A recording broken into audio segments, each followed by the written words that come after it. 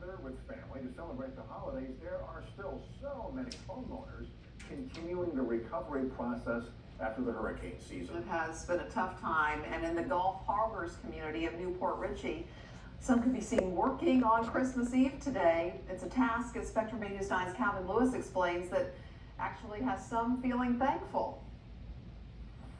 Get this back on over here. Trekking through the cluttered halls of his home, Ralph Crampton and his wife tidy up. The Cramptons' home, like many in Gulf Harbors, was impacted by Hurricanes Helene and Milton. For almost 40 years, they have called the neighborhood home. This last hurricane season, however, was unlike any they had experienced before, leaving them with quite a bit of work to do. It was very tedious. All the more exhausting when you realize there is another battle being fought. I'm not supposed to be here, I'm not supposed to feel good, but I do, and I thank God for that. Crampton was diagnosed with acute myeloid leukemia cancer 3.5 years ago. He was told he had 6 months to 1.5 years to live.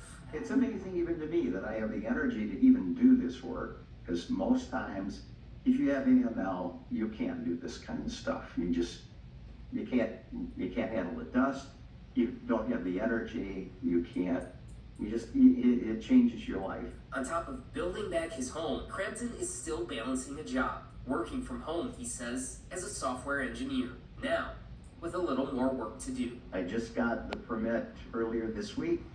I put in the insulation already, and now I'm going to do the drywall and put that in. Despite having to rebuild his home, despite his cancer diagnosis, Crampton remains positive, with a laugh and a smile through it all.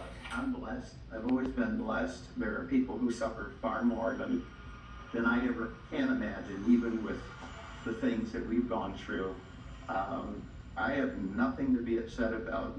I'm thankful. I'm just thankful that I can do it.